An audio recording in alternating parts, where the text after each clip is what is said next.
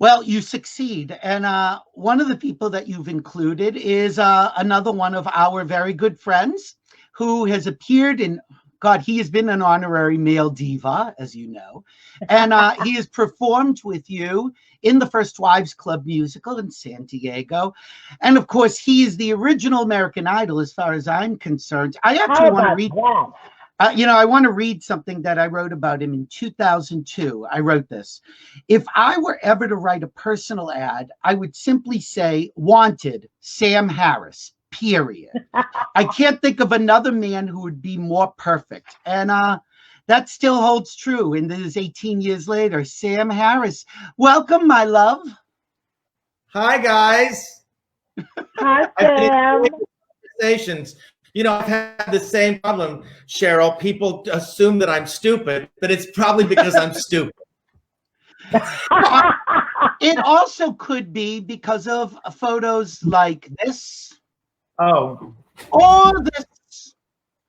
Or this. My. Or this. Sam Harris, this is your life. Now, admittedly, these were all taken in the same day. It was a very good day, clearly.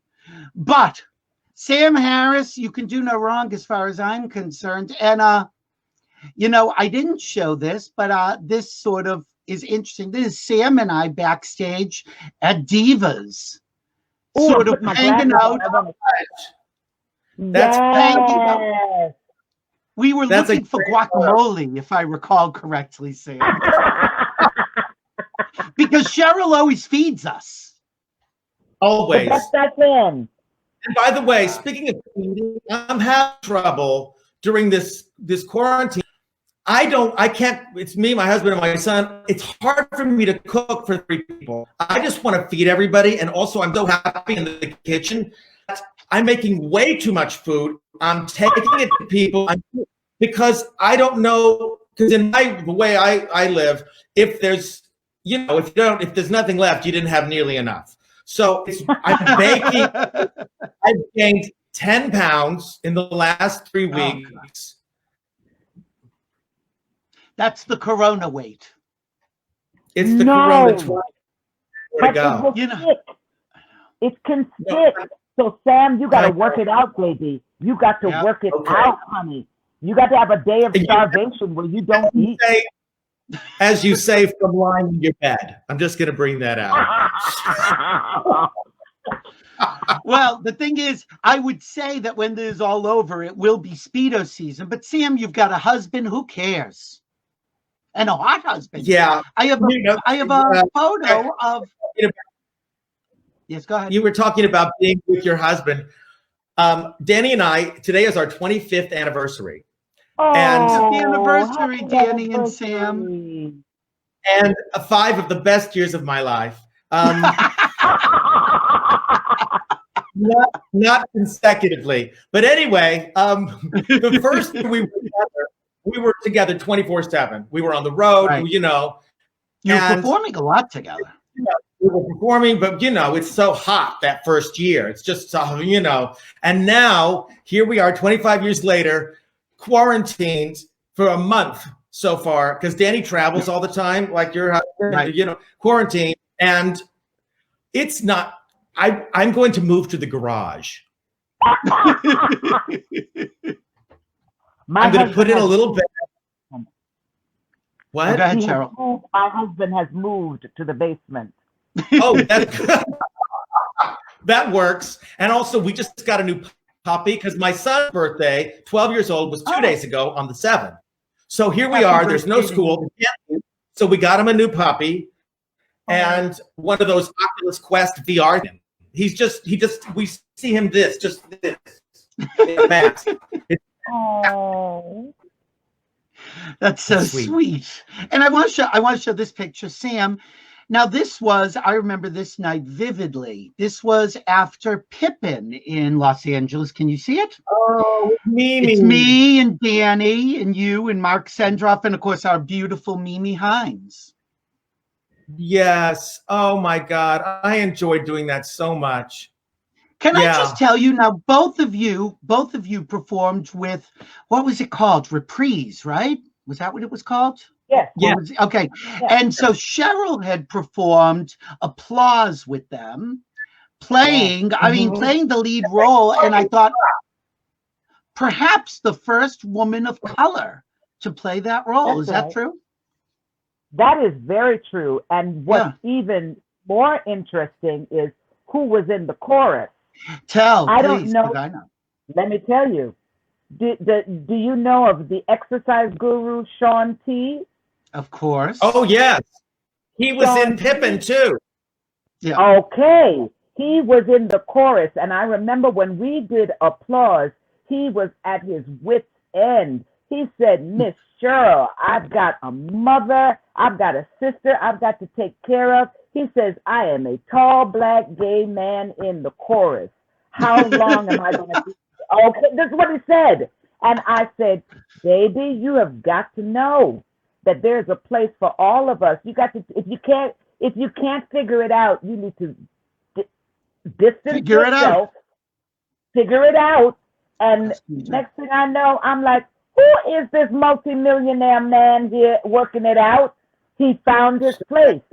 The next one in the chorus was Leslie Odom. Wow. Leslie Odom from Hamilton.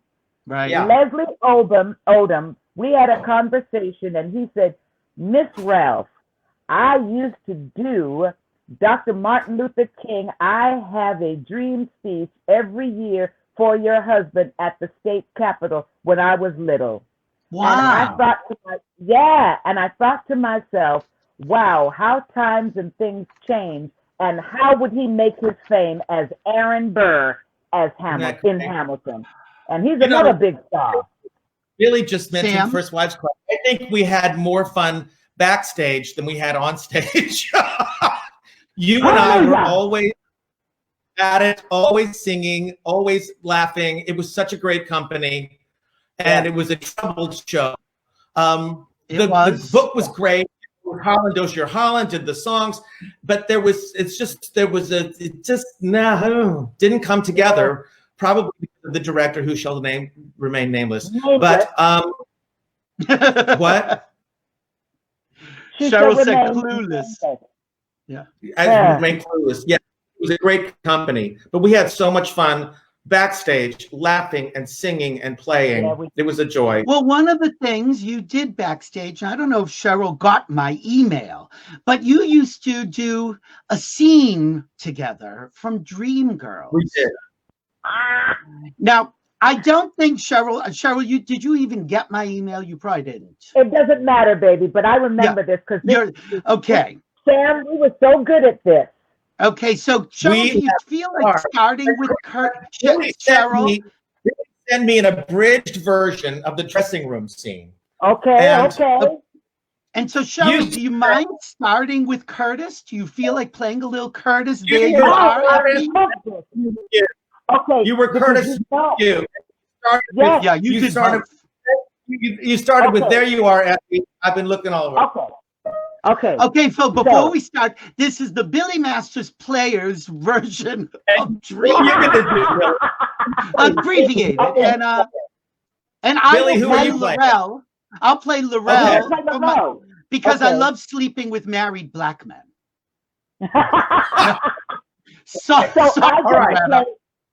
I'm going to play Curtis "There You Are." Okay, I'm ready. Go ahead.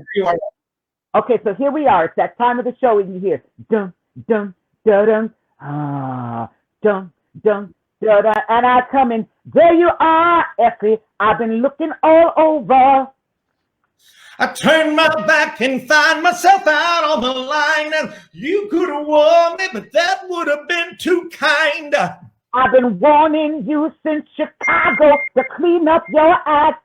You've been late, you've been mean, giving all kinds of bullshit flack. That's a lie, that's a lie. It's just I haven't been feeling too well." Now what's next? What's next? Effie, please stop excusing. I said it twice. Stop excusing yourself. You've been late, you've been mean, and getting fatter all the time. That's a lie, you lie. I never been so thin. You lie, because you've been, what is it? Knocking off that piece. Oh, right. Thinks she's better than everybody. She's better than everybody. She ain't better than anybody. She ain't nothing but common. Tina, go now, ahead. who you calling common? You're self-indulgent, self-absorbed, non-professional. I'm calling you the common piece he's knocking off. Now you listen to me. That's you.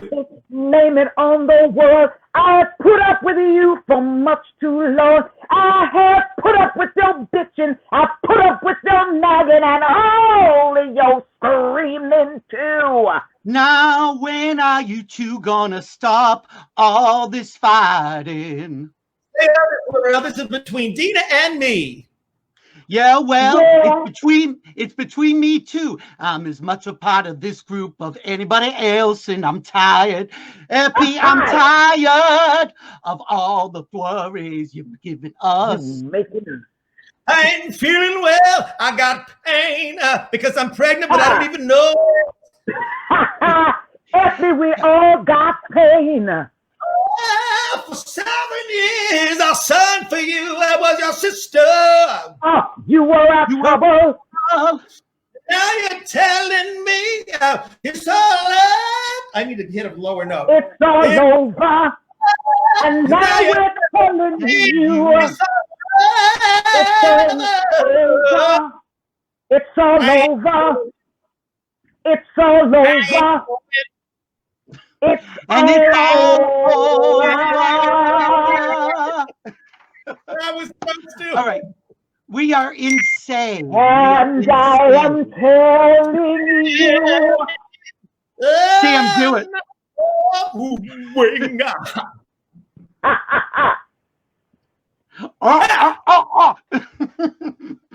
You would do this from your dressing rooms. You would do this from your dressing rooms in San Diego like every day. We have to feel good some way.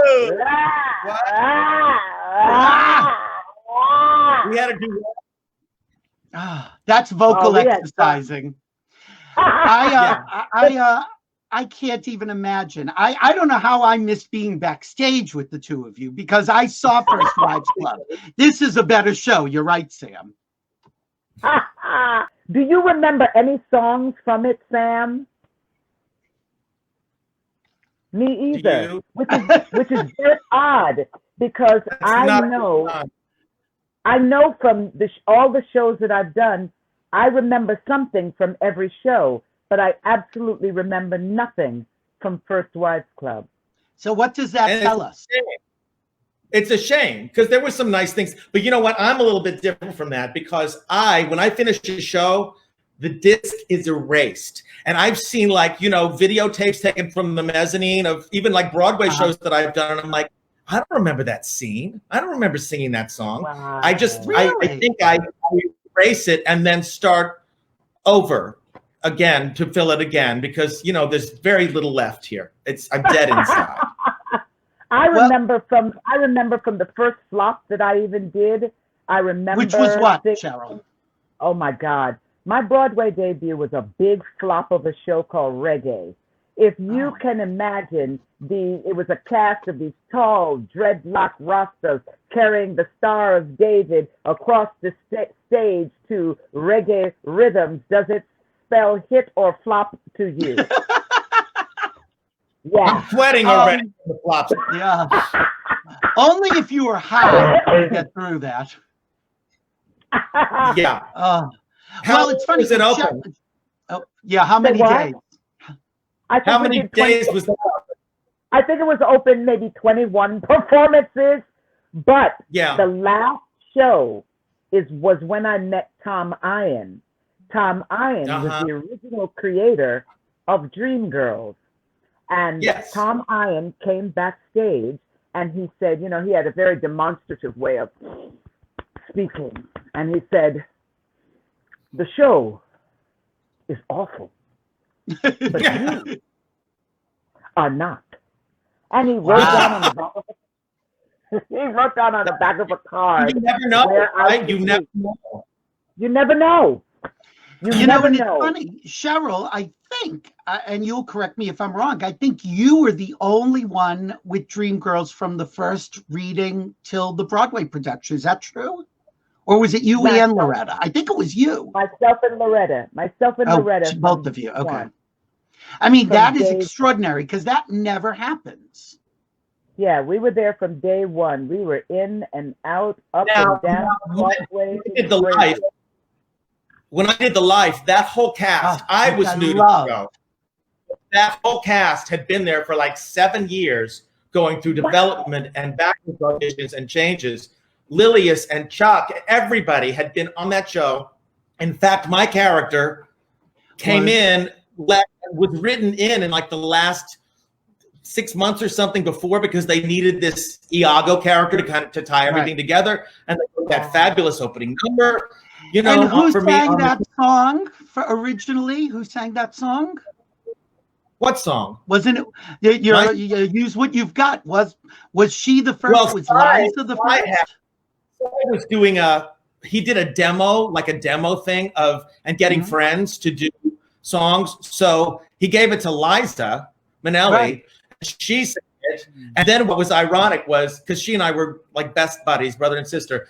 And so she was always backstage. She was always at the show. And she came, and the day after the show lost the Tony, and Cy called and said, we got to bring this back to the show. We got to get press. He said, let's call Liza. Can you call Liza? And of course, and he's noticed since she was a child. So she came before the show. We found a key. We found all this stuff, and then pulled her up out of the audience after the show. During the show, every time I had a costume change, she'd be like, mirror me, baby. Then we take 3 steps to this side, and this. And she was like choreographing it. And at the end of the show, they pulled her up, and we sang "Use What You've Got." It's on YouTube. If you look at Sam Harris and Liza Minnelli, "Use What You've Got," it's so fabulous and seemingly spontaneous, and it was great. I knew what he was doing, and he's what a brilliant composer. Well, you know, it's a great score. I just remember the first act was like an hour and a half. It was a really long first act. No. It was long. And you know, the director but I loved it. Well, going back to Dreamgirls, Cheryl and I have watched this clip individually, and we've talked about it, but Sam's never seen it. So I just want to say, Cheryl has seen everybody who has ever done the roles. But we both were taken like at the same time of these 3 boys. Now I want to get their names right. I know I'm going to get it wrong. And Cheryl knows what's coming. They were 3 boys. I'll find their name in a minute. They were doing the 50th anniversary national tour of West Side Story. And at their closing night party, they decided to do lip sync. The Dreamgirls film had come out. They decided to lip sync Hard to Say Goodbye. But then they also did the opening number. And I found a clip of them side by side with the film to just look at the precision. So just take a look. It's only 30 seconds. Hold on. Okay.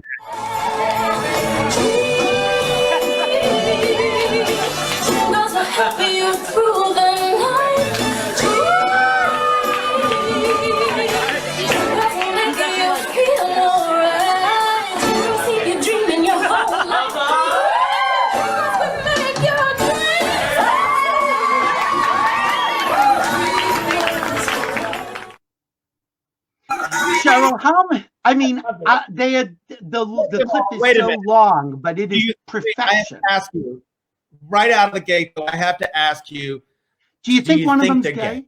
I knew you were going to do that. I knew it. I think maybe the Dina, because she's just too Hey, Cheryl, you said you've seen all these productions. Did you see the London production? Because Nita Whittaker's daughter played Dina. And I wasn't there in London, and said she was just amazing. I did not see it in London. I thought that I was going to go over with Jennifer and see it. She went ahead. she saw it, and then I ended up working during that time, so I missed it, and I really wanted to see it. But now, there's a lot of talk about bringing part or partial parts of that company to Broadway, but that we haven't heard any of that. Well, it's funny But because go ahead, talented. Go ahead. What, honey? Go ahead, honey. I was just saying, Nita Whitaker, who's such a brilliant talent. What she's like from God, and both her girls are so talented. And Danny didn't even know, and he was like, "I just happened to see Dreamgirls," and it was crazy. Anyway, I loved that. I just want to say, her daughter actually. Oh, go ahead, Cheryl. Go ahead. Okay, I was just going to say, the boy. Go ahead, Cheryl. We're figuring this out as we go along, kids. Cheryl, go, then I'll go. Miss Whitaker's daughter, the one. Oh my God! Did we lose Sheryl Lee Ralph? Did there she is. Did Diva Simply Singing? Simply Singing while we were before she left. So yeah, so she did that, and I hope we get Nia to sing in Diva Simply Singing this year, because that's what I've wanted to have for quite some time. So. And I saw her at Kenny Latimer's wedding, so she sang and she was wonderful. I just want to mention the boys in the clip: Ryan Jackson, Logan. I can't hear you, Billy. Oh, but hold on. Are you there? Can you hear me, honey? I lose Billy. Oh my God, she's lost us. I'm here, honey. Sam, you can hear me, right? What's going on? I can hear you. Okay, great. Cheryl, can you hear us yet? I can hear him. Okay. Can you hear me now, darling? Okay. So no, I can't hear you at all. But I can hear. Can you hear me? Let's see if I take her out and put her back in. Hold on. It says, "Oh my God, backstage." Okay, hold on. Okay, how are you now? Can you hear us? Why am I not being heard? No, you're being heard. I can only hear you. So here's what I'm saying. Billy, Billy, Billy, Billy. I have loved being on the show with you. And if you can hear me, the next time we will pick it back up again when we can hear each other. I love you. Sam, you are a doll. I enjoyed singing with you. Billy, baby, Billy, baby, Billy, baby. We'll do it again some other time. I'm going to leave the show now. Mwah, mwah, mwah. I love you. December 6th, Thank the you, 30th Sheryl Lee annual Ralph. Diva Simply Singing. Bye-bye. She's insane. You realize that, Sam? Okay, I'm going to say, yes, if she's gone. But I just want to say, got to get these guys' names out. Ryan Jackson, Logan Kiesler, and Billy Fagan. They're fabulous. Cheryl and I were talking, saying they should be at the next Diva Simply Singing, because if they can sing as well as they can dance, they're really unbelievable. Samala, how are you? Oh, yeah, really. What? We'll play the record. We'll sing and they can dance. It's fine. Exactly. So I want to talk about you and Pippin, because I remember, I knew Pippin my whole life, but you had one image of it, which was Ben Vereen. And they said, Sam's doing it. And I thought to myself, yeah, I love Sam. And that will be cute. I actually thought to myself, oh, that'll be cute. I know you can sing it. I know you can act it. I know you can dance it. But I didn't see the vision. And I was shocked. I was horrified. I was devastated by the last scene, because you had raised the stakes so high. I don't want to, ruin Pippin for people, but your character, he's trying to get Pippin to basically kill himself to save the company. And it was life and death. I mean, I thought you were going to have a heart attack on stage. It was so riveting. And that's when I said, my God, he's an actor, like a real, I'll kill you actor. Thank you. Thank you, Billy. I loved doing that. And that's the thing, is when somebody like a Ben Vereen, when it's so iconic, it's, you walk in slowly, you dip your toe in the water, because it's been done so beautifully and perfectly and legendarily. And so I had to just try to start from scratch and try to, just find my own thing. And I had a similar situation when I did Jesus Christ Superstar, and I did it with Carl playing Judas. And here he's done this for 30 years. He's done the movie, he did the show, he's been, and he's so brilliant. And I was nervous going in, and Tony Stevens, rest in peace, brilliant director, we built it from scratch and built it. And I had to go in a different way. And I had this, this sign in my dressing room mirror that said, Jesus should not need a Valium. And because I was so nervous. But I had to make him human. And I had to make him somebody who would get a following, which means he had to have a sense of humor, which means that he had to have a sense of emotional stakes that weren't like a deity. I couldn't play him like a deity. And only in finding that for myself. Otherwise, you're just trapped in what somebody else has created, and that doesn't serve anything. You know, right? And you have really gone into other people's footsteps. I remember you made a huge splash when you went into the producers, and it was the first time I had seen you playing, because I know you as you. You're not the overly I mean, look, we're all over the top a little bit, but you're not the stereotypical gay person, gay character, and you were kind of asked to play the swish kind of character that was prevalent in the 60s. And I had never seen you do that. And it seems to me, and you'll tell me if I'm wrong, consequently, did that lead to the sitcom where you, again, somebody said, oh, he can play this role? I don't know. I think that it might have had some influence in that. But I think that, because the truth is I haven't stepped into, that was the first time I had taken over for somebody. Everything else I've been able to do original production, which was terrifying because it's the producers, and I had a week put in, which I'm used to 6 weeks of rehearsal. So I had a week put in with Stroman, and then you're on. But the blessing in that show was Gary Beach, who played Roger Debris. Brilliant. A genius actor and comedian. And because he played we were partners in the show, and he gave me so much. First of all, he had a relationship with Roger Bart that was so thick and so perfect and choreographed that, again, he had to start over, but he was open to that. He didn't want me to come in and be Roger. He wanted it to be new. And he would say, he said, because Carmen Gia would go out first before Roger would appear in this lavish apartment that came downstage. And I was on the phone with this ridiculous little monologue. And he said to me, I remember on the open night of my thing, he said, whispered in my ear before I went out, he said, scare them. And it gave me this sort of freedom to go wherever. And then we did the show every night. And he would say, right before our first scene, he'd say, let's say we're a little tipsy. And then no one would know this, but it was your subject. Informed. Or he would say, let's just say we've been a terrible fight and we've just made up. And so it would add these wonderful dimensions to something. Gary was a long run guy. He would do shows for years.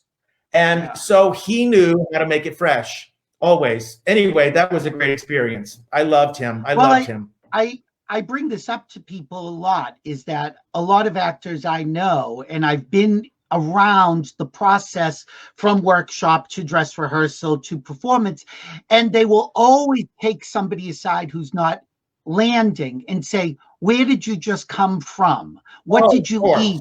All the things that great actors know, and even if it's not said, it does inform what comes next. It does. And I've every time I've taught a master class, I've gone to colleges or done something. That's of course exactly what it was. I'll tell you a funny story. There was this girl in one of these master classes. I hope she doesn't see this. She was in this master class and she was sitting on a little chair and she sang some song from Beauty and the Beast, right? And I said, but it was just empty. And I said, darling, where are you? Like, where are you seated? And she said, in a castle. And I said, do you live in a castle? Do you live in a castle? Because if you don't live in a castle, you have to find someplace else to live. So what do you say about the beast? I said, you got to find another beast. So that's exactly it. In a castle. Okay. I just, again, I have asked those questions to people, and I'll say, well, where is she coming from when she walks on stage? And somebody actually said to me, from my dressing room. I said, that's not the answer. That's not it. Not unless you're doing Dreamgirls. Exactly. You wrote a book, and I want to show a picture of it, which of course was Ham Slices of a Life. And you did it in a format that I love. And I had Andrea Martin on Tuesday, and she did the same thing with her own twist, which is individual chapters are individual essays. They can stand together, they can be run together, but it also leaves you open to, if somebody says, well, so this never happened. No, I just never wrote about that. It gives me something to write for the next book.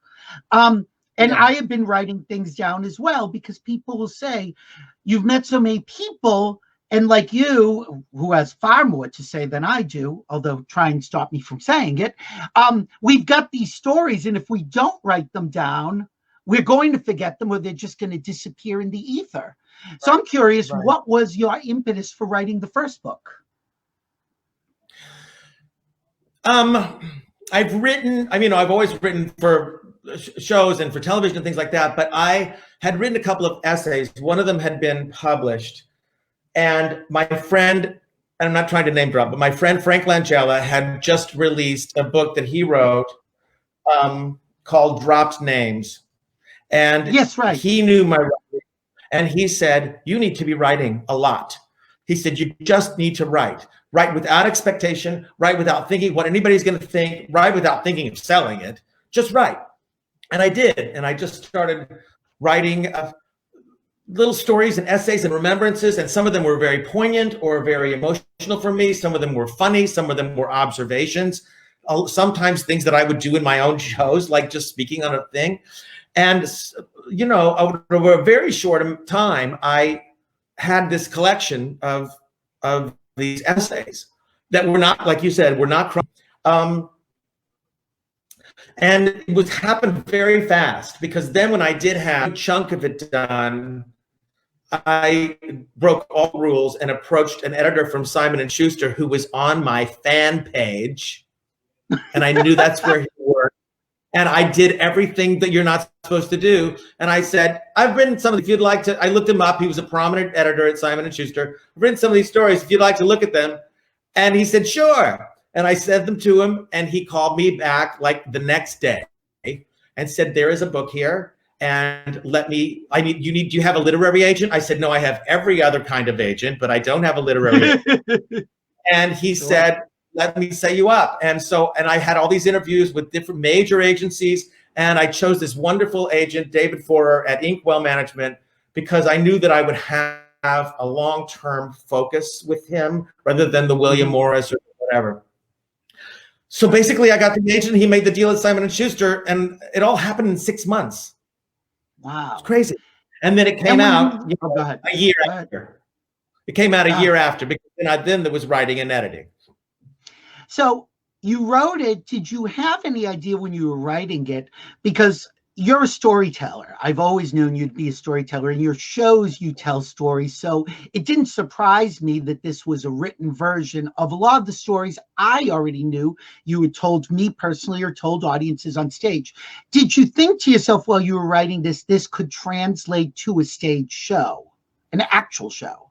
Well, slowly. I didn't think of that initially at all. But when we were promoting the book, rather than going into, bookstores or libraries and reading pieces, I thought, I'm a theater person. Let's just go do this in theaters. So I went to read, I read parts of the book, and I took Todd Schroeder, my brilliant music director forever, and we would do songs. I would sing a song and then tell a story. And then when I was doing it in New York at 54 Below, my dear friend Susie Dietz, brilliant producer, and Elaine Krauss, also brilliant producer, said, you know, Susie was like, there's a show here. This is a show. And bing, yes.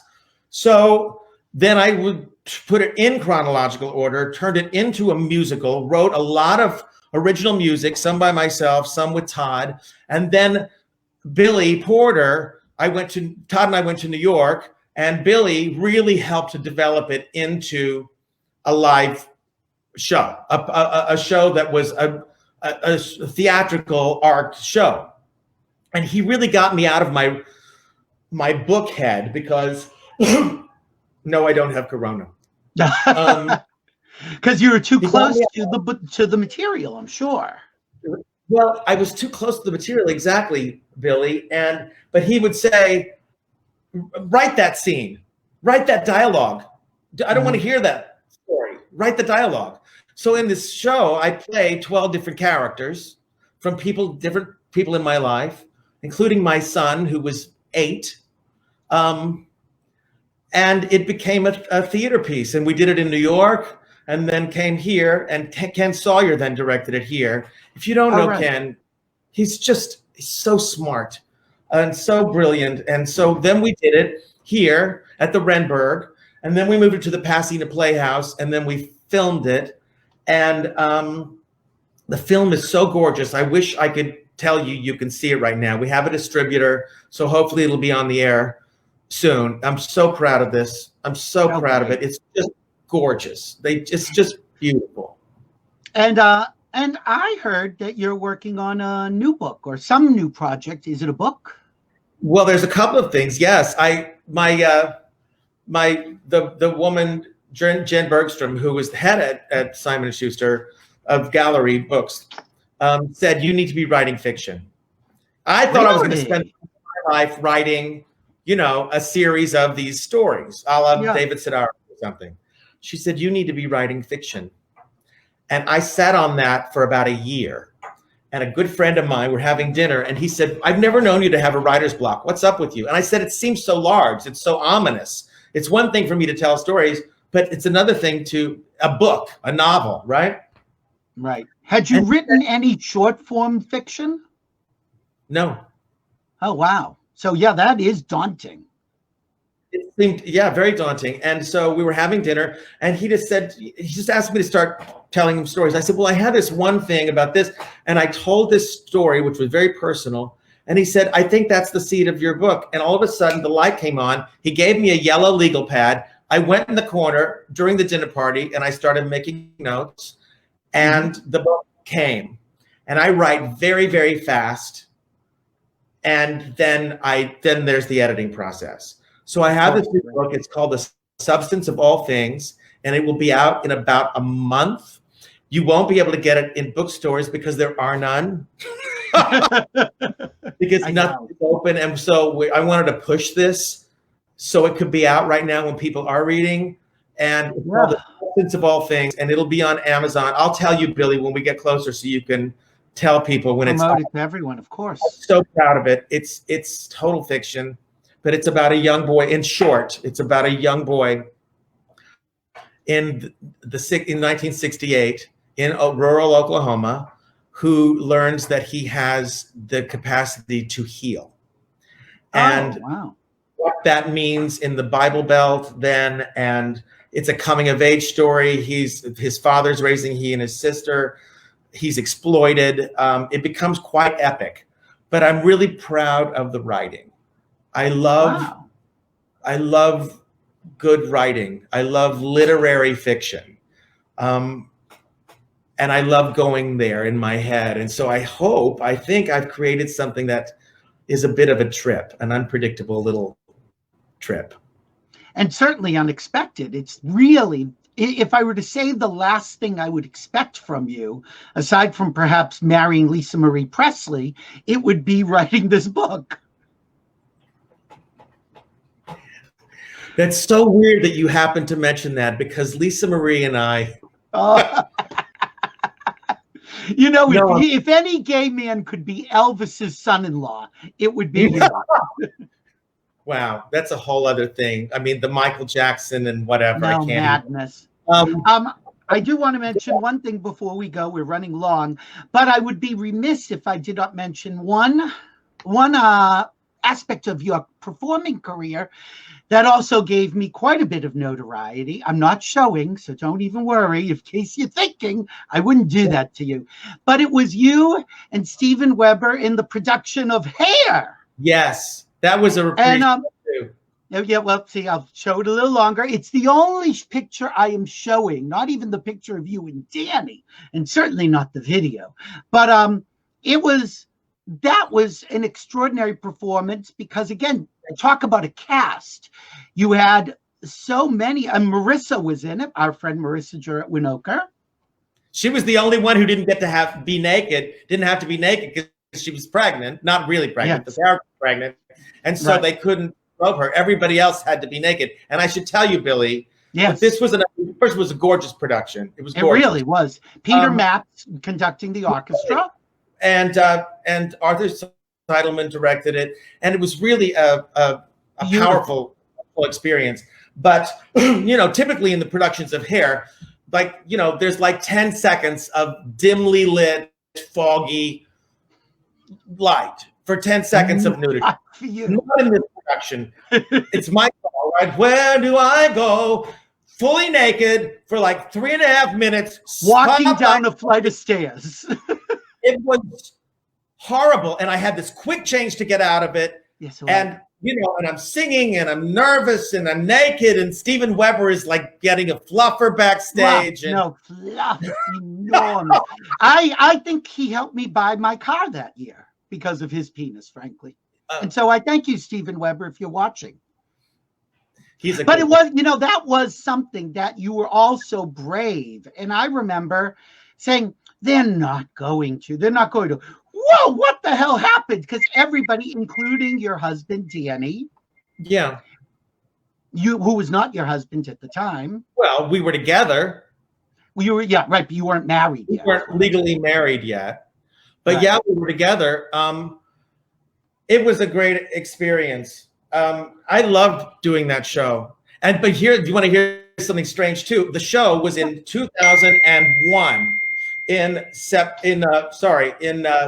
the summer, and we'd been living in New York, and I came out here to do it. And then I thought, you know what? I haven't lived in California in a long time. I was tired of doing 8 shows a week on Broadway and all that stuff. I needed a change. I wanted to do more television. And so we decided to move out here. So that very same year, we moved to California on September 10th, 2001, the day before it happened. And that was a whole other story. But I was going to say, there had been talk about moving Hair to Broadway. That production was so much attention. Well, can you imagine trying to mount Hair on Broadway in a time when we were so nationalistic and so waving the flag, and then there's this anti-war, this protest musical? It would have tanked so fast.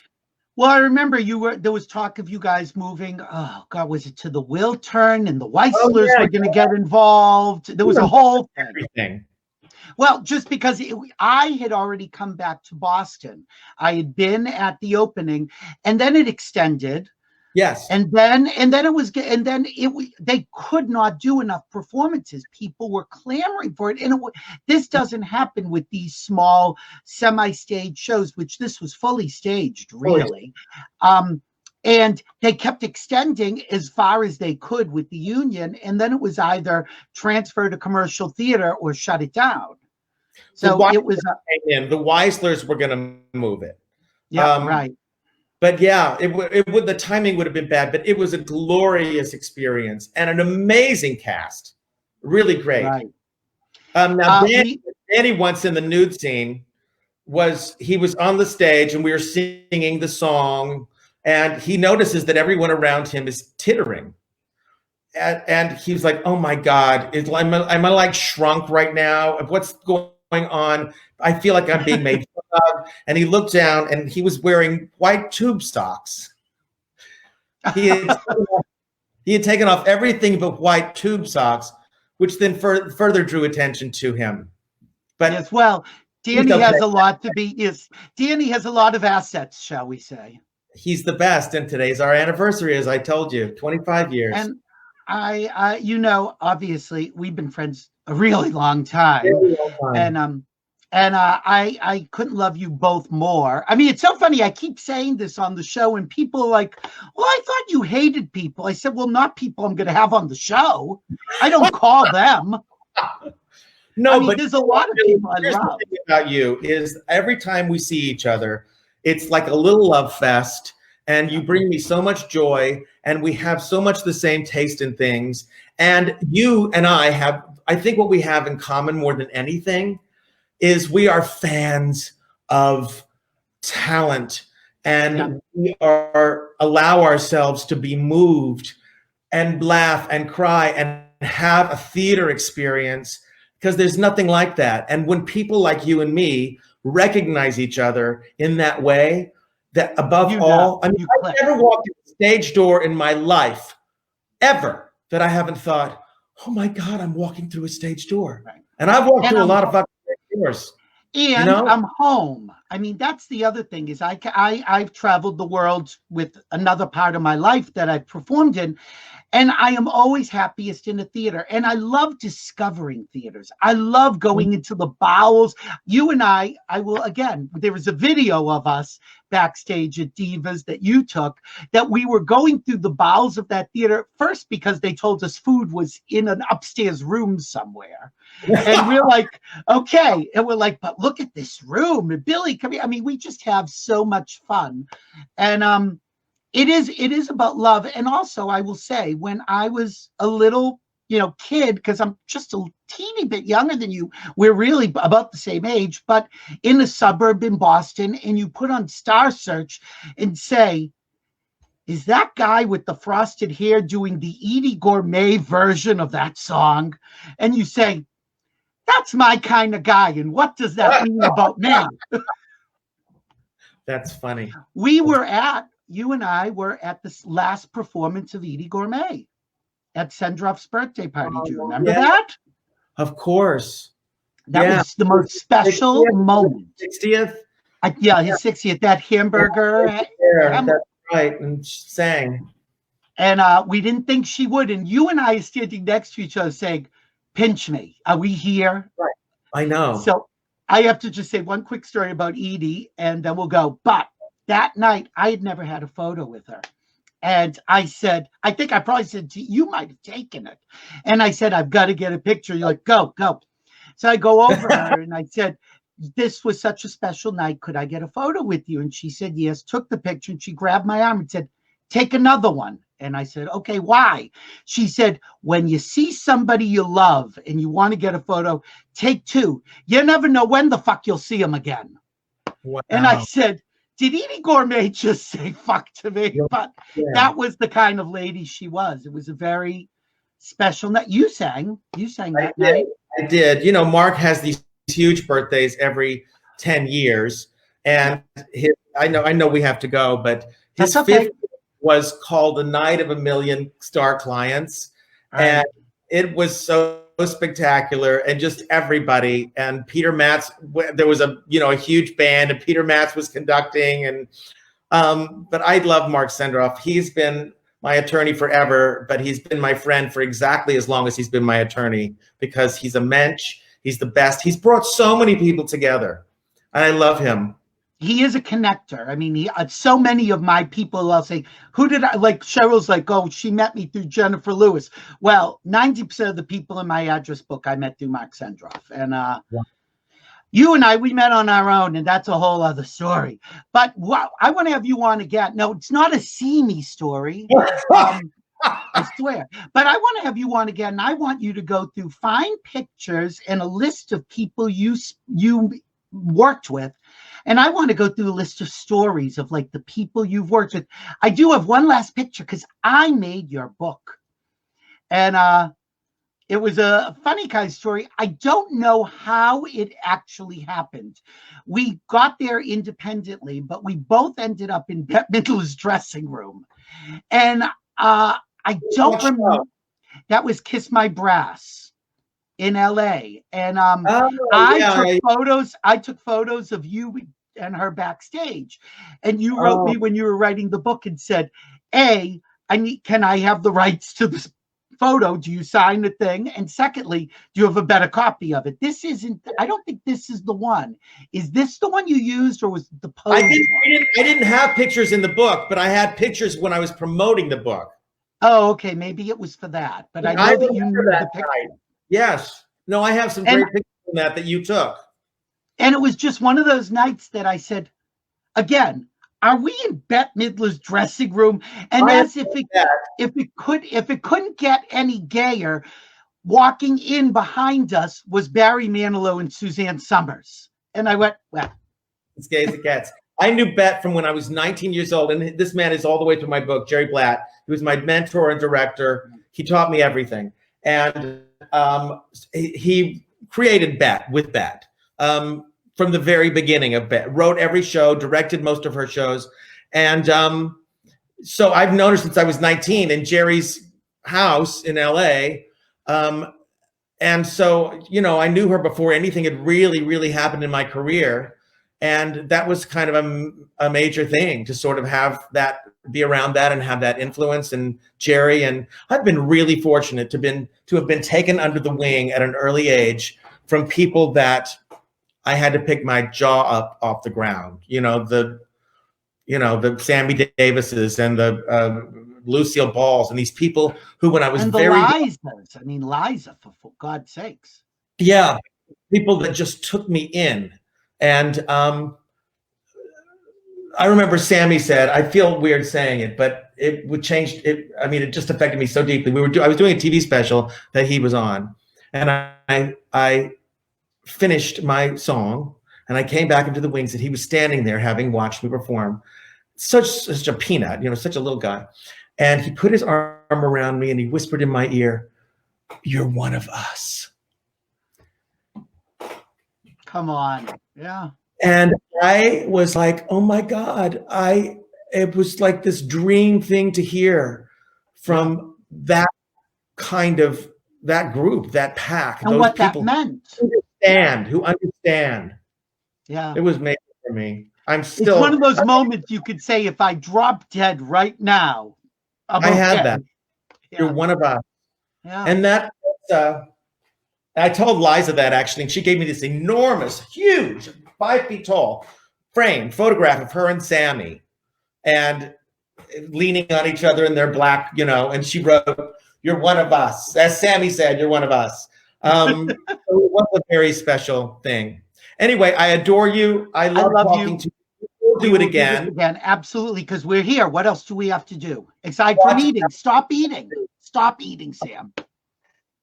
Go out, Really? take a walk. Take a walk. I've been doing that. It's pouring rain. And I know. Boston too. Send me a link to the ring light that you bought. Oh, yes, I will send it to you. Okay.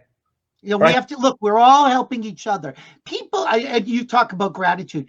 People have been so good to me. And first off, friends that are doing this, who would do it at any time. It's not just because we're sitting home, but I never ask because I was always busy living. I wasn't just sitting here doing this. But the other thing is the fans. And I have to thank people watching this, your fans, Cheryl's fans, my fans, who have stuck with us, because as Sandra Bernhardt would say, without the fans, we're nothing. And so we thank you. Thank you. And I hope I hope you laughed. I hope you had a little fun. And they don't have anything to do either. That's true. Well, and I will say this again. Seth Rudetsky and James Wesley are raising money for the Actors Fund, actorsfund.org.